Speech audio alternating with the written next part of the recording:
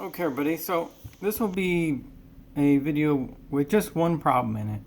And wanted to devote this one problem to get its own video because I think it's harder and more involved than some of the other problems that are like it. Okay, so in other words, this is a problem where we have a tank full of some kind of fluid and we want to calculate the work required to pump all the fluid out of the tank. Okay, so you've seen that kind of problem before in the other videos I've already made. But I'll go into some more detail on this one because it's a little bit harder. And I'm going to tell you some more things about this type of problem in general than I have in the other videos. All right, so that's what I'm going to do. Now, I guess like the first 3/4 or so of the video will just be showing you how to set up the problem. And that's probably what you want to know. You may or may not care about all the reasons behind it, but I need to show you that too at least one time. So I'm going to do the problem, I'm going to explain the setup, then I'm going to talk a little bit about I guess you could say the mathematical theory behind how and why the problem is set up. Okay, so the problem will go something like this. We have a cylindrical gas tank. It's laying on its side, so that means the axis of the tank is horizontal. It's a cylindrical tank, and the radius will be 1.5 meters, and the length will be 10 meters, let's say. And it's full of gasoline that has a density of 6,600 newtons per cubic meter, okay? And a newton is a measure of a force, so you can think of it like a pound. I mean, if something has a weight to it, doesn't that exert a force, right? That's why we can get away with giving units of measurement for forces in pounds, but a newton is about 0.225 pounds, okay? All right, so question, calculate the work required to pump the entire contents of the tank to a 0.5 meters above the top of the tank. All right, so like this is a gas tank maybe, and the gas has to be pumped upward into the intake of the engine, which is, say, further above the tank, something like that. All right, now, so here's our tank right here. It's laying on its side. When we say the axis of the tank is horizontal, I'm saying it's kind of like this, if laying on the ground, or with this axis right here that's 10 meters in length, that's horizontal. And then it has a circular radius on either end is 1.5 meters, okay? All right, now let's talk about the general setup for a problem like this. Okay, so here I drew a tank that's not really supposed to look like anything. It's not a cylinder, it's not a cone, it's not a rectangle. This is supposed to be just some shape with no name to it, just because I want to give you an overview of how you set up this type of problem. So let's say that the top of the tank is at point B on the y-axis, and the bottom of the tank is at point A on the y-axis. Okay, and we want to pump the fluid in the tank up to that point. Let's say that's point C. Now, the way that we set these up is we think about an imaginary slice of the tank. It will be at location Y, where Y is just like anywhere on the y-axis. And it will have a thickness dy. And you can think of the dy like delta y or something like that. Some incremental, very small change in the variable y. Okay? All right, so that's where we start off. And then we do two things. With this slice in mind, we calculate the weight of the slice, and that's going to be the volume of the slice that depends on the shape of the tank. All right, what if that slice was rectangular or circular or whatever? So the volume is going to depend on its shape, but it must include dy. Okay, why is it true that the volume of that slice must include dy? Well, because that's how thick it is. That's a component to its size. And then times the density. Okay, so you take the volume of this times the density of it. That's how you get the weight. The density depends on the type of fluid in the tank, whether it's water or oil or gasoline. They have different densities to them. Then we need to calculate the distance the slice needs to be moved. Now, I know you think like if there was a hose or something or a pipe pumping fluid out of the tank, you know, it's not like we're taking this slice and picking it up and lifting it. You know, the molecules of fluid are all swirling around, and then they go through the tube and get pumped upward. Well, that would be a complicated model. If I was going to develop a model for pumping fluid out of this tank that tracked the movement of every single molecule in there, that would be way too complicated. So we just imagine that we're going to take this slice, this arbitrary imaginary slice of fluid in the tank, and lift it up however far you want it to go. Okay? So we're going to pump to this point C. So the distance the slice needs to be moved is C minus Y. Remember, this slice here is at location Y on the Y-axis. If I want to pump it to this spot, that's at point C. The distance from here down to there is C minus Y. Okay. All right. So then I have my two things. I have the weight and I have the distance. Okay. Now, if the model here is lifting, if we're going to calculate the work required to pump the contents of this tank out as lifting them, what's the work required to lift something?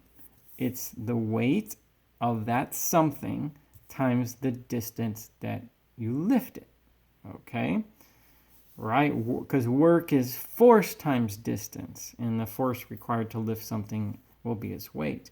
So my integral then, we're going to be having a factor of C minus Y, which is the distance, times the weight, which is the volume times the density. So that's why you find these two things on their own, the weight and the distance, and you multiply them together, and work is force times distance.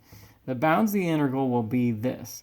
Lower bound will be wherever the bottom of the tank is on the y-axis. Upper bound will be wherever the top of the tank is on the y-axis. And that C factor right there is where you're pumping it to, C minus Y. So that's the model, all right? That's how it's done. I didn't explain why, but I told you this is how you do it. So let's do this. Let's take our problem here, and I need to reformulate it in these terms, okay? In other words, you just tell me you've got a tank, and I say, well, okay, it looks like that. That doesn't really do much for me as far as setting up the math goes. So let's do like this, okay? I put the tank on the XY plane, and it says that we had a tank of circular radius 1.5 meters. If I were to put the tank just like this with that center there at the origin, that would make that point 1.5 on the y-axis, and this point negative 1.5. And if I wanted to pump it, what did it say exactly? I'm going to pump the contents of this tank through some opening, okay, to a point 5 meters above the tank. Well, that would mean that this point where I'm going to pump it to is at 0 and 6.5 on the y-axis. And then that length component of the tank is 10 meters. Well, there's my slice right there. Remember I said we got to take the tank and we imagine that there's some slice. Okay? All right. So I got this slice. It will be at some point y on the y-axis. It will have a thickness dy. Okay? So that thickness is like this up and down component. But as far as like where this slice is, it's at y on the y-axis. And it's rectangular in this case. So yeah, I drew it there. Imagine if you were going to cut this tank into, you know, thousands of tiny slices. They all look something like that, and they would all be rectangular. Okay? Now, as far as me calculating the weight and the distance, okay, that I'm going to incorporate for that slice, let's look at, like, see the circular component of that cylinder? So that's a cylinder that has a radius of 1.5 meters. I want an equation for the right half. See, here's just the right half. It's x equals root 1.5 squared minus y squared. That comes from the equation of a circle that has a radius 1.5 meters. Okay. Now, here's the weight. 2 times root 1.5 minus y squared. That's the width of this slice. Why is that the width of it? Well, because this tells me how far from here to here. See x equals, it gives me the x coordinate of that point right there. Okay? But the width of that slice is going to be double the x coordinate on that curve. So that's why I say, well, see that equation right there? That's this distance right here. X equals root 1.5 squared minus y squared. You tell me where you are on the y-axis. This tells me how far to the right. If I double that, that's the width of this slice right here. So I get that. Then times 10, which is its length. So it's 10 this way. And then times dy, which is its thickness. That's the width times the length times the thickness. That's the volume in cubic meters. Times the density in newtons per cubic meter. And that's going to be what? The weight in newtons. Okay? All right, so just notice how the units work out. Meters to the third power times some other number, newtons over meters to the third power. Now, how far are we going to move that slice? What's the distance of that slice to this point where we want to move the slice to if we're going to pump the water out? All of this has got to end up there. That'd be 6.5 minus whatever the location of this is, which is y. So it'd be 6.5 minus y. Okay? All right. So I've got my weight and I've got my distance. If I multiply all this times that, I get my integral. Okay, bounds in my integral, negative 1.5 to 1.5. That was where the bottom of the tank was on the y-axis. That's where the top is. And this is the weight times the distance that you saw on the previous page. Now, how are you going to do this integral? This is not really an easy integral to do the way it is right there. At this point, we've done lots of integrals. If you want to, on your test, set this problem up, if this ends up being on the test, and then do this by a calculator or an online integral program like Wolfram or something like that, then you can just do it that way. I'm more concerned with the setup anyway at this point. We've done integrals, we've learned them. We'll move on, okay? One way that you could do it without having to go through that's pretty easy is if I distribute everything in there, I got this and this. This integral turns out to be 0 because that function right there is odd, and these bounds are opposite of each other. So that one's just 0 if you were to do it. Okay, and then this one right here is the area of a semicircle that has a radius 1.5. Okay, so that's going to be pi r squared over 2 times this constant that gets washed out of it. And so there you go. 965,250 times pi joules, where a joule is a newton times a meter. Okay, why are the units joules? Well, because it was made from the weight in newtons times the distance in meters. And so we're taking a newton times a meter. So that's the units for my answer, otherwise known as a joule. Okay, so that's how you do the problem. All right, in 13.5 minutes, I told you how to do it. You can go on the quiz, and if you see one like this, you got your method, okay? Now, this next part, I'll show you the details that I don't normally show you, but I really should. And if you're, this is up to you. It's my job to show you the whole story as much as I can. Trust me, math is complicated. Doing math is not always that hard. Like knowing that I put this number here and this number here, and you just kind of go through the motions. You don't even think about it. That's not that hard to do. But understanding math is considerably harder, okay? So I'm going to try to get you to a point, or at least give you the information and give you a nudge in the right direction where you can really understand the rationale behind that whole process. So let's talk for a second. What's an integral? Maybe in Calculus 1 you learned about Riemann sums. You definitely should have. Let's think a little bit about Riemann sums, and then I'll show you a theoretical basis for the integral that I just did. Okay. Well, so this integral, you could think of this as the exact area under that curve from A to B along the x-axis. That's one way to think about what it means. You can understand it like that. Okay? So if that's what this integral means, how would we figure out what that integral was? Well, the procedure goes something like this, that we partition the space from A to B into lots of very thin rectangles, okay? Here I tried to draw a lot of them. There's all these rectangles, and they kind of fit on the contour of the curve, but they don't fit perfectly. But, you know, there's a little bit of unmeasured space with each one of them, but it's real small, okay? So partition the interval into lots of very thin rectangles. Calculate their total combined area.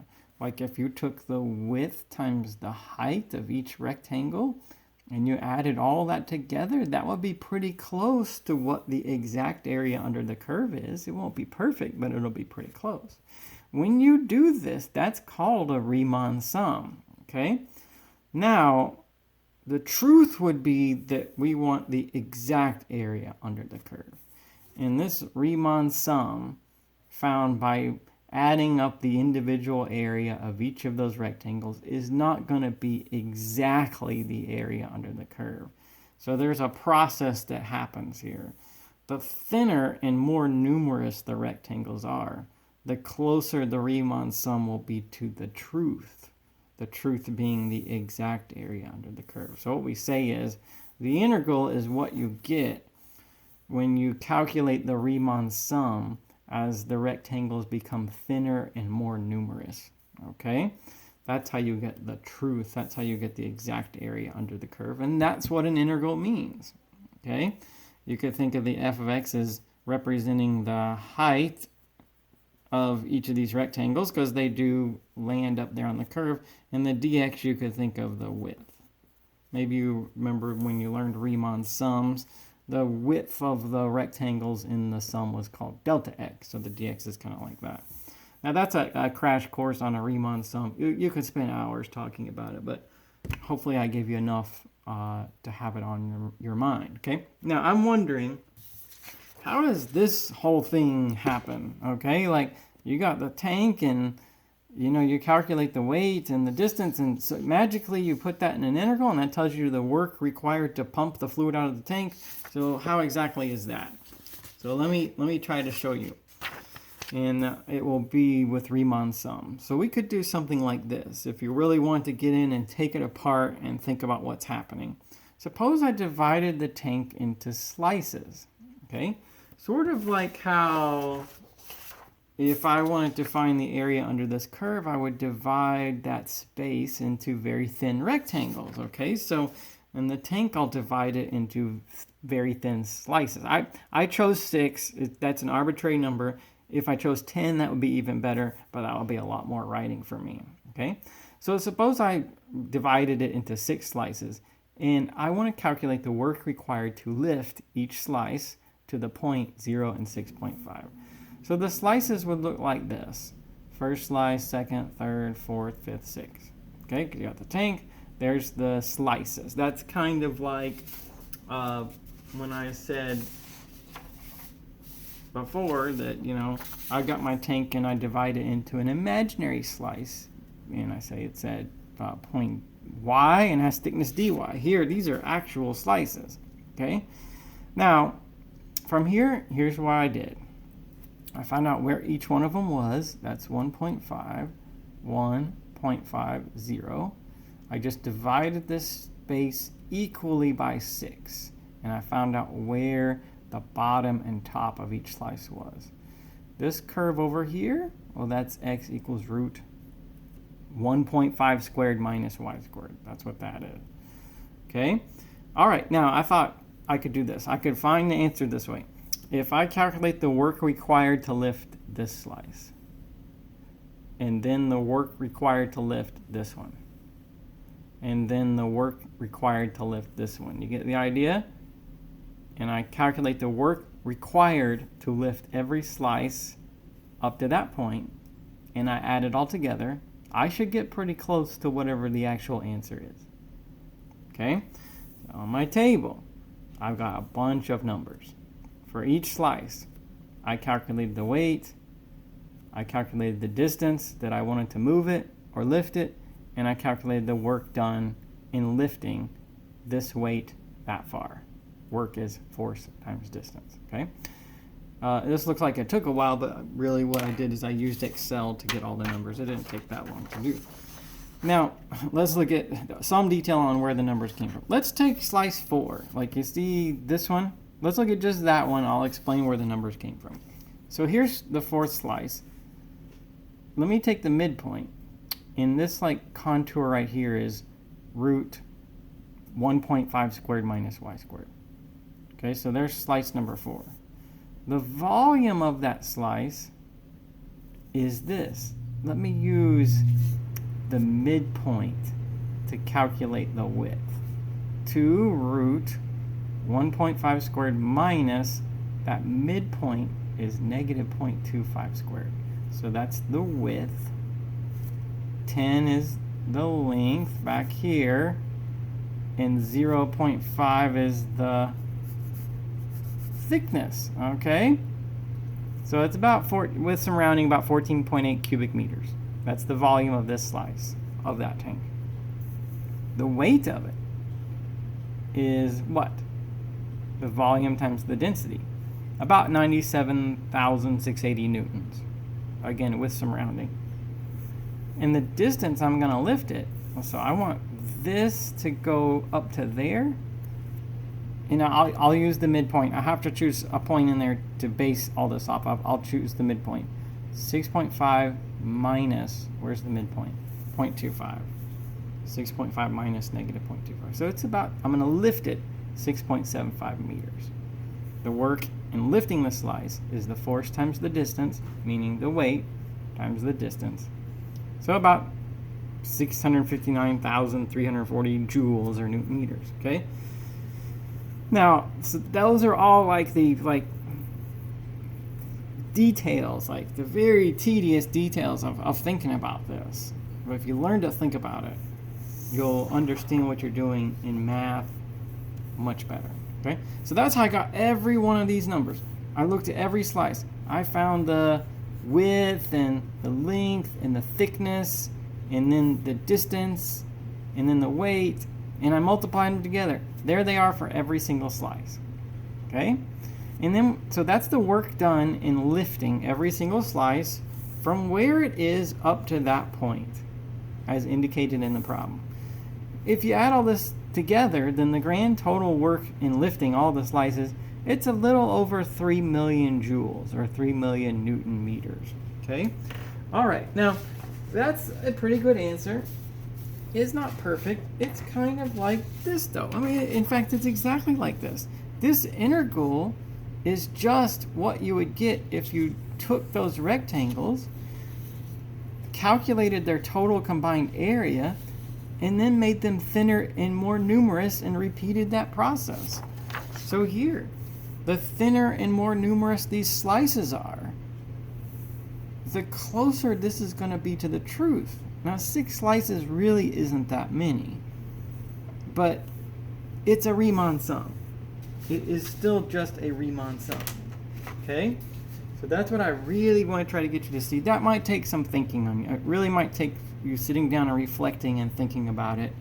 I don't think this kind of thing is easy for people to understand the first time they hear it, but I just wanted to compare it to the way you learn Riemann sums in Calculus 1. Okay. All right. Now, how about this? Let's see, like, how did I get close to the answer? So apparently, our exact answer is 965,250 times pi joules. And doing it this way, like one little piece at a time, I said, well, I think it's going to be about 3,094,000 joules. But let's see, like, is this anywhere in the neighborhood of what the actual answer is? Okay. Well, let's see. Let's take our actual answer, and let me multiply by the pi to round it out. So let's see, 965,250 times pi. All right, so here's what I'm going to get. It is about 3,032,000. I got pretty close. what is it? 3,094,000. I knew this wasn't going to be perfect, right? There's lots of things about this that guarantee it's not going to be perfect, because these slices, in that curved tank are not perfectly rectangular and so on. Just as in my Riemann sum for my simple integral here, the rectangles don't fit the contour of the curve perfectly, but as you make them thinner and more numerous, they will, okay? So here, like even with these coarse slices, I got, so what was that, 3,094,000 versus, this is the exact answer, 3,032,000. Okay, I think I got pretty close, but really I just wanted to illustrate why we do it this way. Okay, why do we take our tank, calculate the weight of an imaginary slice, calculate the distance you want to move it, and then just put those together in the integral? Well, it's just a Riemann sum. It really is just a Riemann sum, like you learned in Calculus 1. Well, I hope that you can see this, and that will be a nudge in the right. This probably is not enough for someone to totally understand how the Riemann sum is involved, but I think it will be a good nudge in the right direction if that's something that you want to learn a little bit more about.